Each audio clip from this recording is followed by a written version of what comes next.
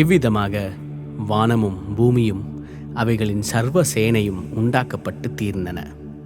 தேவன் தாம் செய்த தம்முடைய கிரியையை 7ஆம் நாளிலே நிறைவேற்றி தாம் உண்டாக்கின தம்முடைய கிரியைகளை எல்லாம் முடித்த பின்பு 7ஆம் நாளிலே ஓய்ந்திருந்தார்.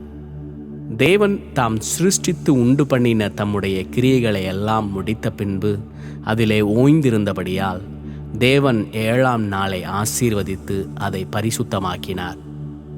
தேவனாகிய கர்த்தர் பூமியையும் வானத்தையும் உண்டாக்கின நாளிலே வானமும் பூமியும் சிருஷ்டிக்கப்பட்ட வரலாறு இவைகளே. நிலத்தினுடைய சகலவித செடிகளும் பூமியின் மேல் இன்னும் உண்டாகவில்லை. நிலத்தினுடைய சகலவித பூண்டுகளும் இன்னும் முளைக்கவில்லை. ஏனெனில் தேவனாகிய கர்த்தர் பூமியின் மேல் இன்னும் மழையை பெய்ய பண்ணவில்லை. நிலத்தை பண்படுத்த மனுஷனும் இருந்ததில்லை. அப்பொழுது மூடு பனி பூமியிலிருந்து எழும்பி பூமியை எல்லாம் நனைத்தது. தேவனாகிய கர்த்தர் மனுஷனை பூமியின் மண்ணினாலே உருவாக்கி ஜீவ சுவாசத்தை அவன் நாசியிலே ஊதினார். மனுஷன் ஜீவாத்மாவானான். தேவனாகிய கர்த்தர் கிழக்கே ஏதேன் என்னும் ஒரு தோட்டத்தை உண்டாக்கி தாம் உருவாக்கின மனுஷனை அதிலே வைத்தார்.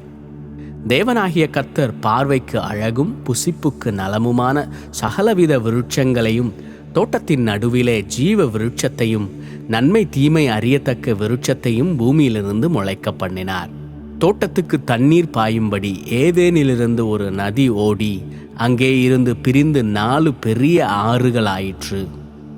முதலாம் ஆற்றுக்கு பைசோன் என்று பெயர். அது ஆவிலா தேசம் முழுவதையும் சுற்றி ஓடும். அவ்விடத்திலே பொன் விளையும். அந்த தேசத்தின் பொன் நல்லது. அவ்விடத்திலே பிதோலாகும் கோமேதக கல்லும் உண்டு. 2ஆம் ஆற்றுக்கு கீஹோன் என்று பெயர். அது எத்தியோப்பியா தேசம் முழுவதையும் சுற்றி ஓடும். 3ஆம் ஆற்றுக்கு இதக்கேல் என்று பெயர். அது அசீரியாவுக்கு கிழக்கே ஓடும். 4ஆம் ஆற்றுக்கு ஐப்ராத்து என்று பெயர். தேவனாகிய கர்த்தர் மனுஷனை ஏதேன் தோட்டத்தில் அழைத்து கொண்டு வந்து அதை பண்படுத்தவும் காக்கவும் வைத்தார். தேவனாகிய கர்த்தர் மனுஷனை நோக்கி, நீ தோட்டத்திலுள்ள சகல விருட்சத்தின் கனியையும் புசிக்கவே புசிக்கலாம்.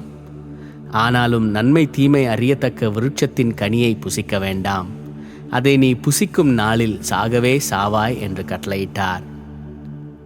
பின்பு தேவனாகிய கர்த்தர், மனுஷன் தனிமையாய் இருப்பது நல்லதல்ல, ஏற்ற துணையை அவனுக்கு உண்டாக்குவேன் என்றார்.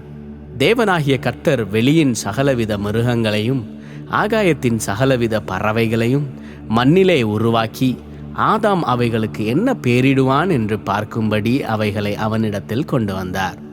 அந்தந்த ஜீவ ஜந்துக்கு ஆதாம் எந்தெந்த பேரிட்டானோ அதுவே அதற்கு பேராயிற்று. அப்படியே ஆதாம் சகலவித நாட்டு மிருகங்களுக்கும் ஆகாயத்து பறவைகளுக்கும் சகலவித காட்டு மிருகங்களுக்கும் பெயரிட்டான்.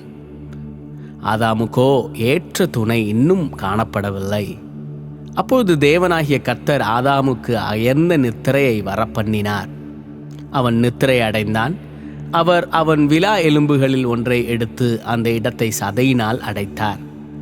தேவனாகிய கர்த்தர் தாம் மனுஷனில் எடுத்த விலா எலும்பை மனுஷியாக உருவாக்கி அவளை மனுஷனிடத்தில் கொண்டு வந்தார். அப்பொழுது ஆதாம், இவள் என் எலும்பில் எலும்பும் என் மாம்சத்தில் மாம்சமுமாயிருக்கிறாள். இவள் மனுஷனில் எடுக்கப்பட்டபடியினால் மனுஷி எண்ணப்படுவாள் என்றான். இது நிமித்தம் புருஷன் தன் தகப்பனையும் தன் தாயையும் விட்டு தன் மனைவியோடே இசைந்திருப்பான். அவர்கள் ஒரே மாம்சமாயிருப்பார்கள். ஆதாமும் அவன் மனைவியுமாகிய இருவரும் நிர்வாணிகளாயிருந்தும் வெட்கப்படாதிருந்தார்கள்.